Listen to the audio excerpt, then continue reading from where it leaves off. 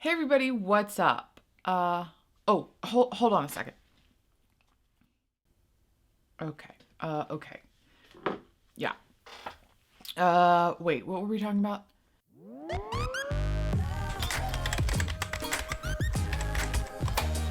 Hey everybody, what's up? Today we're going to be talking about how to kick your phone addiction. Now you might think when we kick around the word addiction that we don't really mean it. It's just kind of a slang way to explain how much we love our smartphones. I mean, we're not talking about Xanax or heroin here, right? But addiction to your phones is real. Real enough to the point where there are literal physical recovery centers where you can go to get over your phone addiction and other technology-based addictions like video games and online shopping. When it comes to addiction, what's usually happening is that there's some sort of change in your brain chemistry that is unnaturally brought on by an outside source, and a lot of times it's a drug. In the case of your phone, the change that you're getting is coming in the form of extra dopamine, and while it's not the same amount, it is the same reaction and the same neural pathway as when you take cocaine.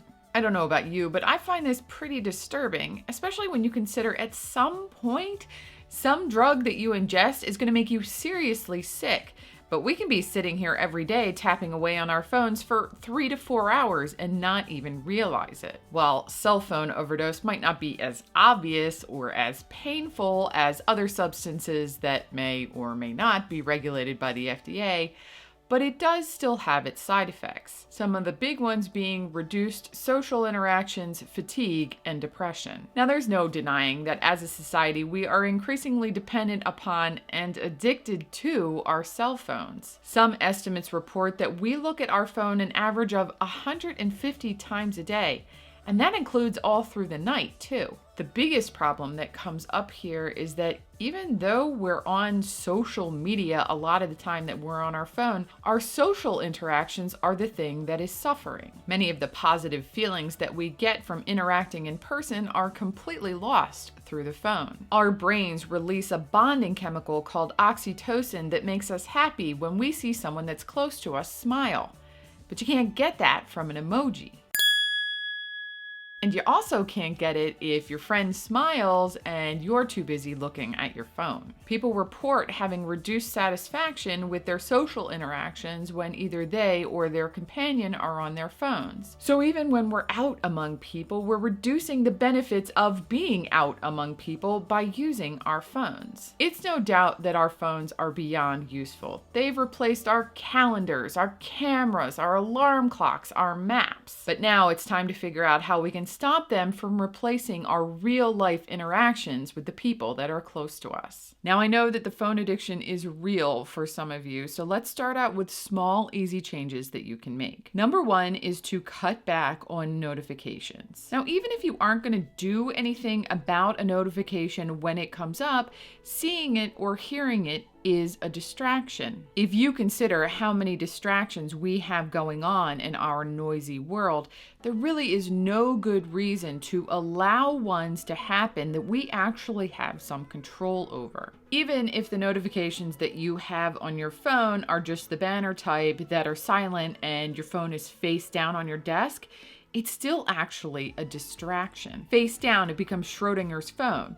There might be notifications and there might not be notifications. Either way, it reduces your productivity because your phone is actually still taking up that mental space. So the effort here is twofold. The first one is to turn off all of the notifications that you can. On the iPhone, there's a couple of options. You can either hit a radio button at the top that turns off all of the notifications, or you can go down and look at all the other kinds of alerts and decide whether you should have a banner and should it be there all the time, or should you dismiss it, and should you have badges, and should you have sounds?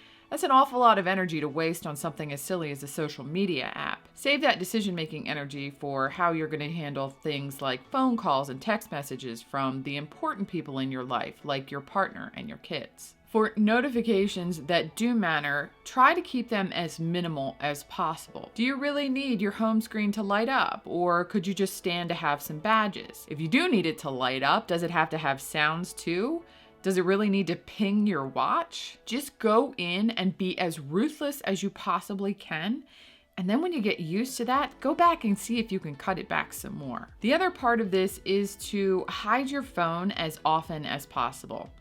Now, some of us do this by accident all the time anyway.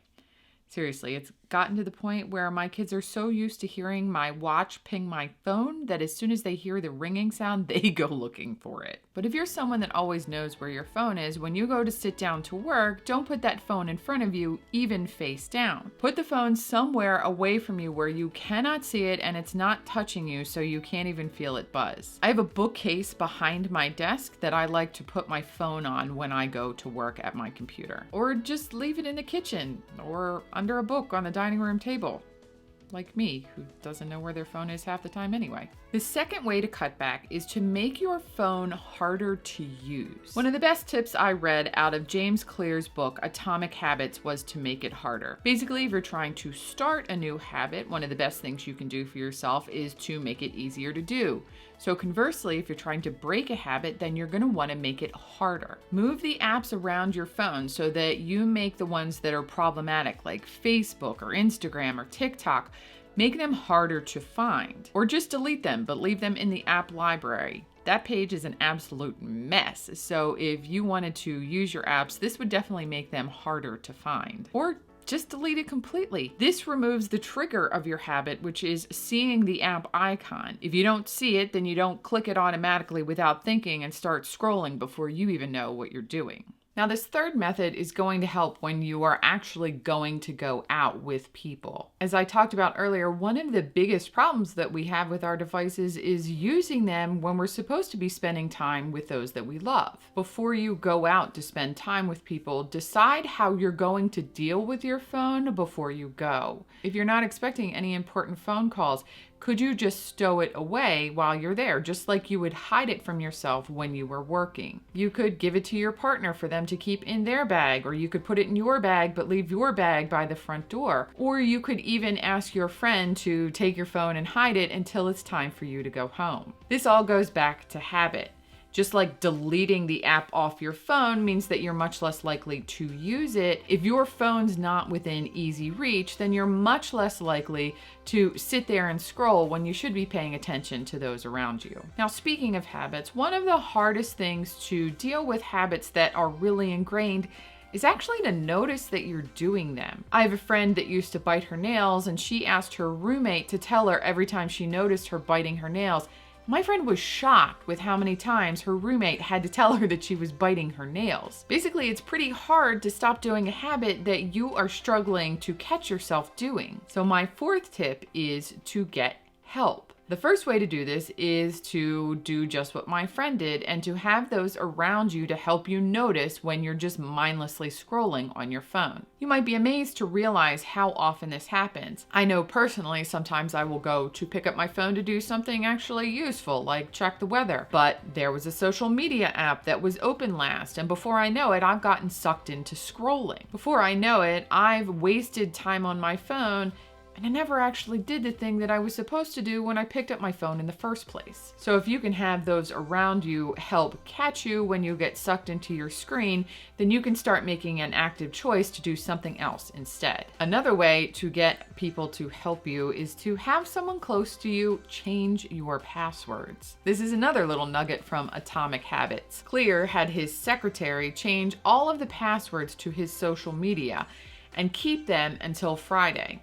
When Friday afternoon rolled around, she would send them to him so he could enjoy using his social media all weekend, and then when Monday came, she would change all of his passwords again. This option might seem drastic, but if all of the other ones aren't working, this might actually help. Having to ask someone else for your passwords, plus having to download the app, that's a lot of friction between you and the mindless scrolling or the playing of the game that's sucking hours of your life away. And it might be exactly what you need to help you stop your mindless phone habit. If you enjoyed this video, you'll probably also enjoy my video on how to stop getting distracted and the one about how to increase your attention span. Both of those will be on the end screen. Before you go, please hit the like button. It really helps me get this video in front of more people that need it. And don't forget to subscribe and hit the bell for notifications so you never miss a video.